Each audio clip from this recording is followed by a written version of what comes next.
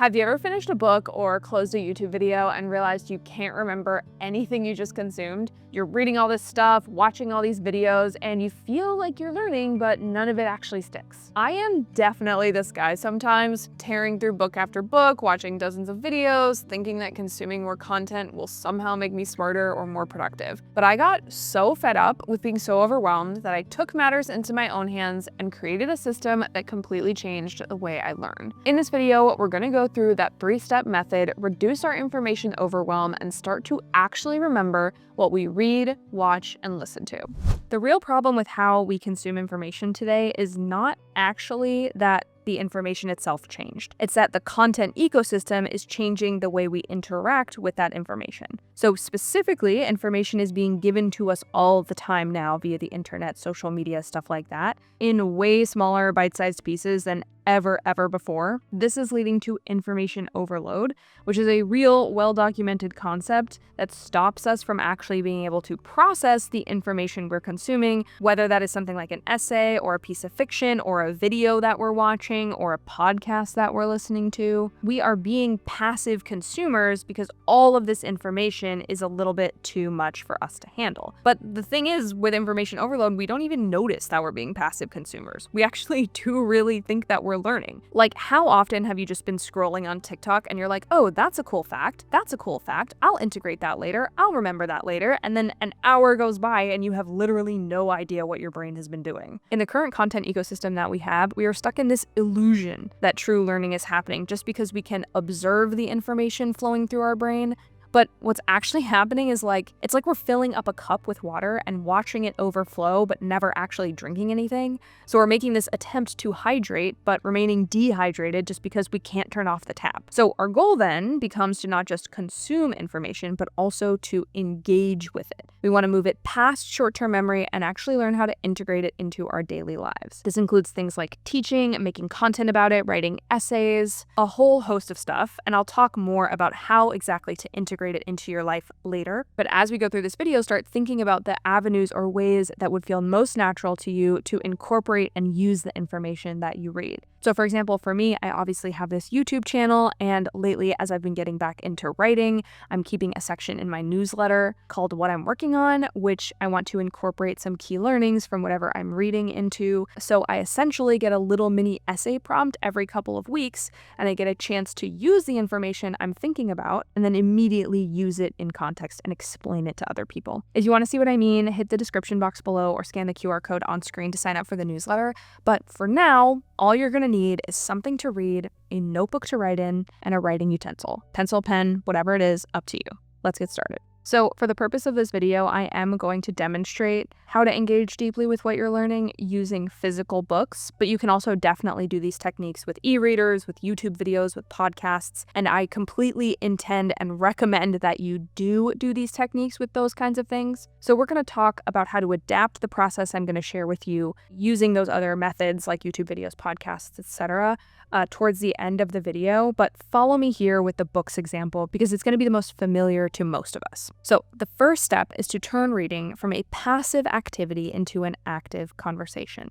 I'm going to demonstrate this using How to Read a Book by Mortimer J. Adler and Charles Van Doren. You've probably seen this book all over the sort of intellectual readers space on YouTube. It's a very popular book about how to read, and if you are a reader or if you're trying to get back into reading, I highly recommend it. My method is a little bit different than Adler and Van Doren's method, but it does start in the same general place, which is to make the text yours. Now, making the book yours does involve annotating. I like to annotate with a pencil, but if you can't or won't annotate in your books, I'll talk about how to do the same thing in a second. So when I am annotating, I am looking for important passages that I like. I'm starring things that I find interesting. I'm mapping out arguments as I go. I'm arguing with the author, or I'm commenting that I like what the author is saying. I'm noting important terms I think I'll want to research later, and I I am doing all of this lightning fast. Like truly, I'm just devouring the book, and as I go through, I'm like, oh yeah, heck yeah, star there, argument there. Occasionally, I will pause a little bit to write a more, like a bit of a longer passage or a question where I have them, but really this process is going super, super fast because you just want to get through whatever you're consuming, know the shape of it, and then you can go back later and pull out the important threads to do some deeper learning. So the first time you read something or you watch something or listen to something, just go through it all and note things as it feels natural to note them. Obviously, this is a nonfiction book. It's more of a how-to book, so the things I was doing in this are a little bit different than what I would do in, say, a work of fiction. Dracula is one of my favorite books ever. I reread it every couple of years. It's so spooky, and I just really like it. So in this latest reread that I did last Halloween, I was marking things up like crazy. So I was underlining passages that I really liked. I was asking questions like, oh, is this what they're doing here? I like this text. I was noting character details that are implicit in the text, not explicit in the text. And part of reading for me is also studying how people write. So this is as much of an educational experience for me as it is a exercise in pleasure. So I'm pulling out themes like love and friendship.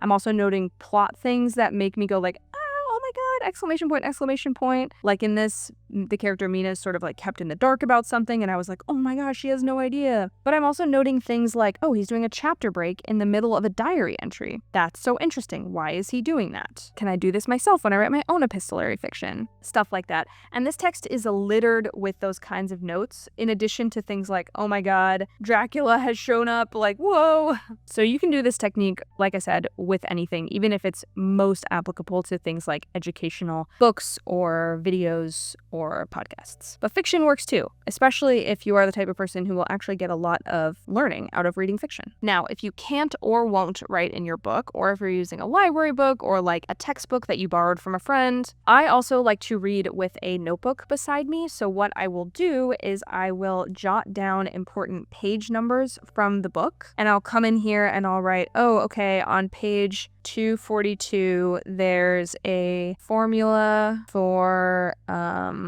what is this a formula for? Brand positioning. And by writing down a page number and an annotation in a separate book, I'm still engaging critically with the text and with what the author is arguing, but I'm not actually writing in the book. And when we have these annotations or bullet points finished, we can go through them and extract the information we actually want to remember. And we're going to do that using our notebook. Handwriting, as you are no doubt aware of by now, slows down the mind and forces it to think about what it is writing. So it creates this mind-body connection. You take in the information and you output the physical strokes of your pen, feeling the tooth of the paper, the speed of your writing. Typing just removes a ton of these elements. So I do recommend you do this with a notebook. And when you're done with a particular book, or in this case, we're going to use Ursula K. Le Guin's The Carrier Bag, A Theory of Fiction essay, you're going to go back and look through your annotations. Some of these annotations are just going to be fluff, which is totally fine. Their purpose was to help you engage with the text, and now they're done. So that's okay. Like this one says, Kubrick is trembling. Like, I don't need to write that down, but it was just me engaging with what she was saying. So during this process, you're going to flip through the writing and you're going to find the most important pieces that you underlined, the things that really made you go like, oh my God, holy crap. And we are going to pull them out and do 3 things with them. So for example, I'm going to take this passage that I underlined and also highlighted with a star, which means I really enjoyed it, and I'm going to go ahead and write it out. So you're going to copy down the exact quote or passage that struck you. I know it seems tedious to copy everything exactly as it is in the text by hand, but commonplace books have been used this way for thousands of years, and there is a reason. Copying text or quotes or passages directly helps you assume the role of the author, understand their arguments, and the flow of their language, and is actually going to help cement what they are saying in your brain better. But we're not going to stop here. Once you have copied the text exactly, then you're going to write out what the author is saying in your own words. You can use bullets, paragraphs, whatever works for you. Just make sure it is in your own words, okay? So I'm going to do that with this passage right now. Okay, so I've written out what the passage means in my own words. You can see that I'm definitely not copying it directly. I even tried to use as few words as possible that she uses here So for example, the word humanity is not mentioned in my passage because I wanted to find a way to describe what humanity was differently. Instead, I wrote what life is about, the lessons and interactions that make us human. That is sort of how I'm defining humanity, right? So I'm writing it out in my own words. I'm defining things differently. I'm not trying to mirror her syntax. I'm just trying to write myself what I think this passage means. And this paraphrasing is super critical to learning more deeply. So you write it out so that you understand the argument and that you understand what the author is saying. And then you prove that you understand what the author is saying by translating that and paraphrasing that into your own words, thus cementing it into your brain. When you hear yourself explain something or watch yourself write something down, that then becomes your knowledge. Writing is thinking. Keep that in mind. As an additional step, you can also write down what you think of the passage and the author's argument. So here we just wrote the author's passage. Here we rephrase it into our own words. And down at the bottom, or maybe you need a whole other page to argue and critique, you can write down what you think. Is anything missing? Are there any other places in the text where they provide answers? What do you like about the passage and what they're saying? This is going to be just free journaling, so do whatever you want on the page. For the demonstration purposes of this video, because it's getting kind of long already, I'm just going to write, I agree. I'll also write, this passage moved me, because it really did. I really do think this is quite a good little essay, and it did really move me as a woman and a writer of fiction. So again, this can be as long or as short as you want. It can be as critical or as accepting as you want, just really how you actually felt about the passage. I also might write, because I think there's some other places she talks about this in the book. Yeah, on the previous page, so page 30, more about womanhood. So yeah, write about what you think. Leave yourself little breadcrumbs for where you can find more information in the text, and then rinse and repeat, baby. All right, the last step, and the step that most people skip, is to integrate what you learn into your real life. Information that stays in your head or in your notebook is just trivia. Information that changes how you behave becomes wisdom. So whenever I read or learn something value, I try to apply it in one of 4 ways. I try to teach it to someone else, implement it as a self-improvement experiment, create content about it, or document it where I will actually use it. So I'm going to use an example from David Allen's Getting Things Done here, which is an anti-procrastination project planning ritual that I actually have used and has actually saved my life before. So the first option, by the way, peep the annotations here. Girl is using her own methods. Okay, the first option you have is to teach what you learn, right? Teaching is super incredibly powerful because it forces you to organize the information, identify gaps in your understanding, and then regurgitate it to somebody else. So you don't need to be a teacher to explain it like to students or whatever. You can just have a conversation with your partner about it, or create a totally private PowerPoint presentation about it, or even just practice explaining it out loud to yourself. The first thing is what I like to do, explaining it to my partner. We often have conversations about what we're learning or what we're thinking about during the day. And so having that as a backboard at which I can sort of throw whatever I've been learning allows me to integrate teaching into my everyday life. So when I learned this, I immediately turned around and explained it to my partner. I want to hop in here and circle back to something I mentioned a few weeks ago, Teachable, today's sponsor. The hardest part of making content online is building something that's actually sustainable. The best creators aren't just sharing their knowledge once, they're building systems that keep helping people even when they're not actively working. One thing I've learned on YouTube is that a huge part of delivering knowledge to lots of people is packaging the same content in multiple ways. We all learn differently, and Teachable lets you market the same expertise in all different kinds of formats: digital downloads, coaching sessions, full-blown courses, you name it. The platform has these engagement tools I didn't even know existed. Things like drip content scheduling to release lessons on a schedule, and completion certificates that motivate people to finish what they start. So you're not just info dumping and hoping for the best. Plus, Teachable handles all the back-end business stuff, from student management to affiliate programs, so you can focus on creating content that transforms people's lives. I've teamed up with Teachable to give you an exclusive 30-day extended free trial just for my community. If this sounds up your alley, hit the link in the description and start creating something that pays off. Thanks again to Teachable for sponsoring. Now let's get back to the video. The next way you can integrate information into your life is implementation. So after reading about the exercise that I just showed you, I actually applied it. I did actually apply it. This is an entry of me doing the sort of 3-step project planning / anti-procrastination ritual that he talks about in the book. I applied the exercise to a real problem that I was having, a real place where I was stuck, and it actually did help me get unstuck. And the important part of doing this is that when you create a sort of self-improvement experiment, right, you are testing the things you learn in your real life. Sometimes you're going to find that things work really well for your brain, like this worked super well for me, but other stuff you're going to find that you just cannot click with for whatever reason. But you'll only know that if you try them. So I really recommend trying what you learn as soon as you can. The third method I recommend for integrating it into your real life is creating content. Now, I know I just said that the content ecosystem that we live in is crazy and is ruining our brains and all of that kind of stuff. But as a self-practice,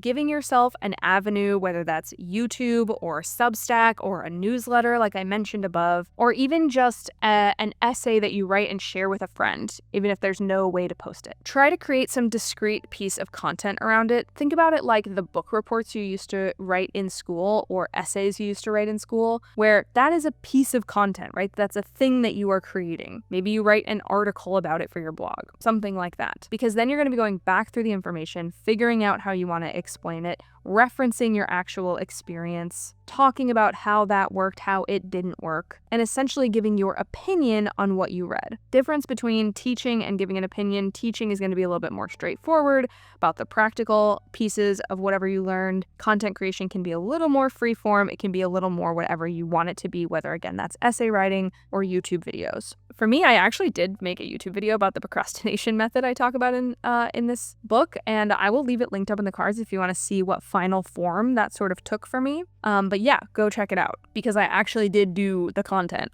on this method. And finally, what you want to do is you want to document the learnings somewhere you will use them. So you don't want to just document it in a notebook, for example, although a notebook can be really helpful. And like I said, writing things out is super useful for your brain. But the best way to do it is to actually put the information where you're going to use it. So for example, that might be like meal cheat sheets on the fridge, or it might be like instructions on how to annotate, like on a bookmark that you keep in your books. For this particular example, the procrastination exercise, I actually have a sticky note that lives in the front of my planner that has the 3 steps of the procrastination exercise, so that anytime I'm like going through my day, going through my life here, I can come back here and reference these steps, and then on the day that I'm experiencing the procrastination or the stress, I can look at this and I can say, okay, step 1, I got to write out what's bugging me. Step 2, I got to write out what my success looks like, etc., etc.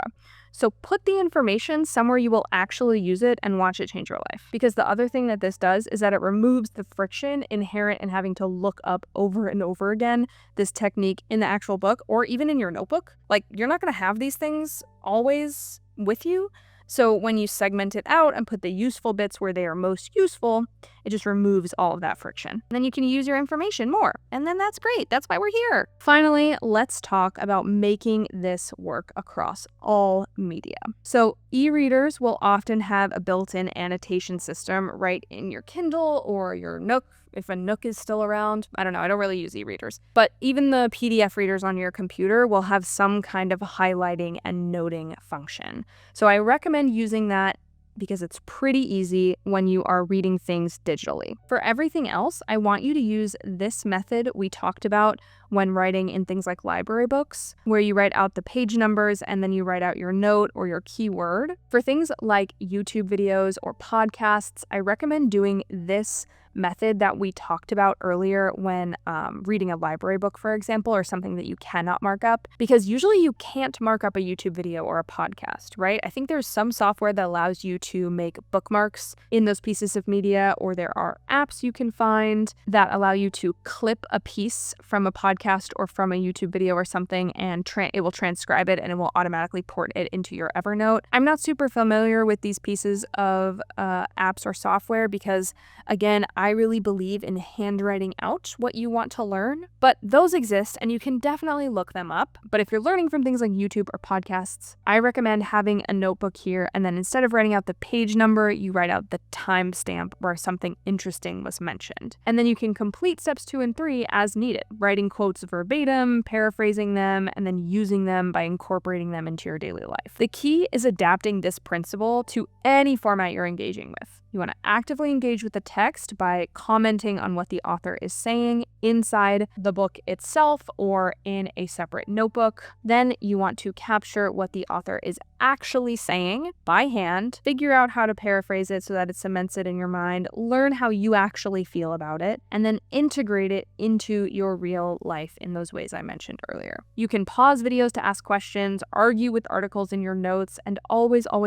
write down how you might actually use what you're learning, because that is going to be the 100% best way to cement what you're learning in your brain forever. And I would be remiss if I didn't also say that sometimes this process means consuming less stuff. I mentioned the content ecosystem. It is overwhelming. If you want that information overload to go away, if you want to actually learn deeply, you have to go deep, not wide. So you have to pick your book of fiction that you really want to engage with and read over and over and over again, or you pick a book with a methodology that you want to learn front to back by heart so that it makes you smarter, makes you stronger, makes you whatever, and then you have to incorporate those things.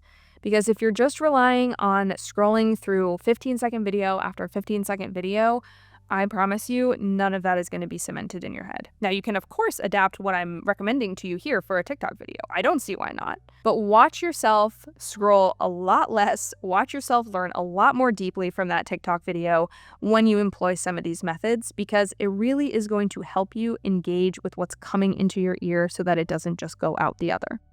When you engage deeply with fewer things, instead of skimming through everything, you're not just retaining the information better, you're actually enjoying the process more too. This 3-step system works whether you're reading fiction, diving into personal development books, or even watching educational YouTube videos, like this one. The key is choosing to go deeper rather than wider. If you'd like to go deeper on this particular topic, I have a newsletter where I talk about stuff like this in a lot more depth, so click on the link in the description or scan the QR code on the screen. And if you don't have a place in your system for content notes, you might want to check out this video about my thinking book, or you can learn to make one for yourself. As always, thank you so much for watching, for being subscribed, for being awesome. I love you so much, and I will see you in the next one. Bye.